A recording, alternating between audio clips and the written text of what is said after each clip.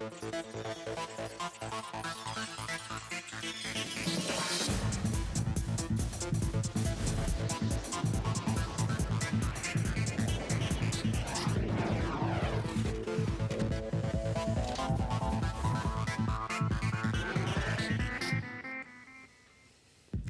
ora TV, nau mai ki he whare Pakihi, our house of business.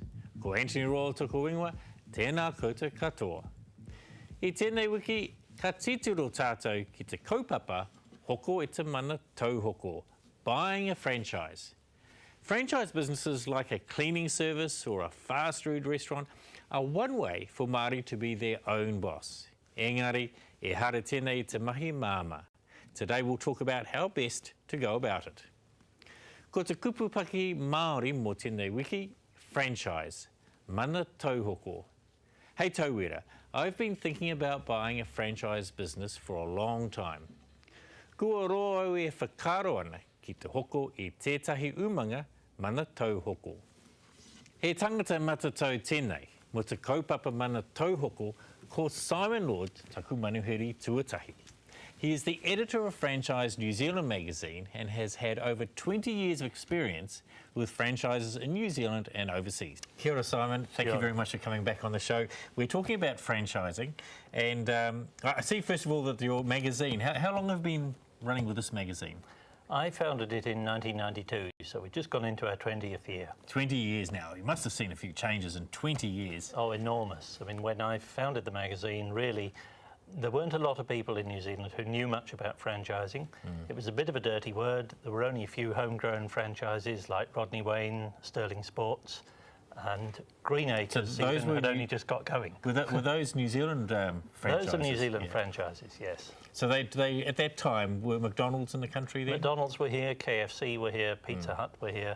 But in general, franchising was not a big thing in New Zealand. Now it's enormous. They're the models, weren't they? Particularly McDonald's. I mean, they've written books about, you know, McDonald's. McDonald's have been going for 50, 60 years. Everybody talks about we're going to be the next McDonald's, but frankly, they are streets ahead of most people in terms of their franchising Why knowledge. Is that? I mean they've been doing it for 60 years. Yeah.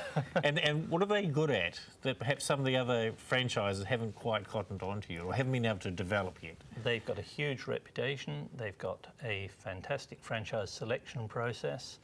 They are very good at choosing only the right people and training them very well indeed. They say that the McDonald's franchisee training is the equivalent of doing an MBA.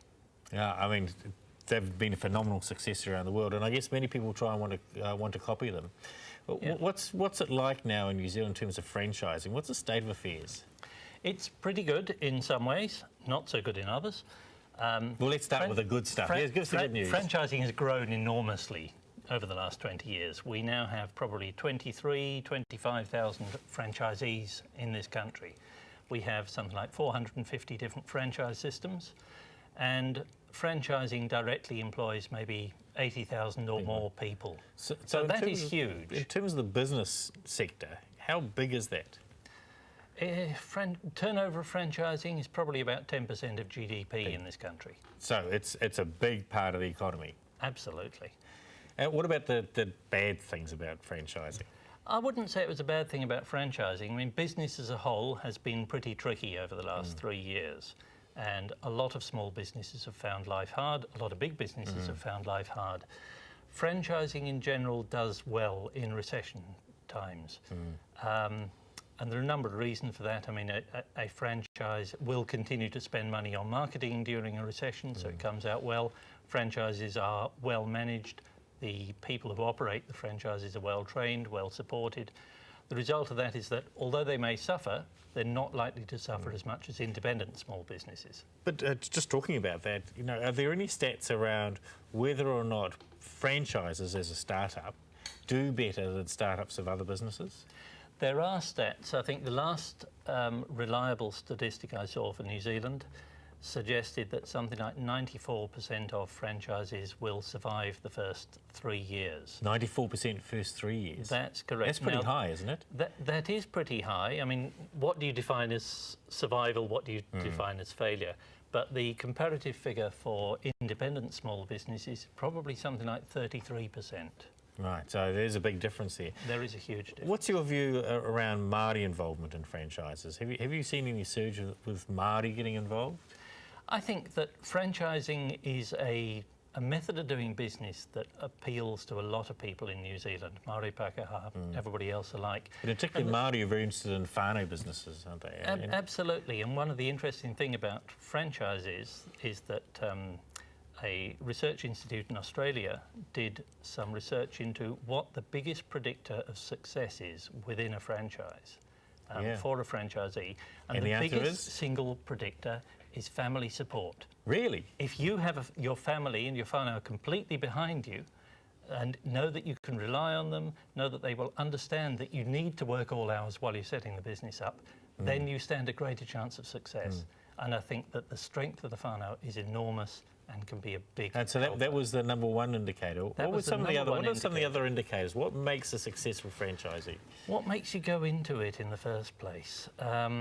I think that one of the important things about buying a franchise is that you have to go in with a true understanding of what that business is going to involve, what sort of work you're going to be doing, what sort of money you have to invest in it, what sort of return you want from it, what sort of hours are involved.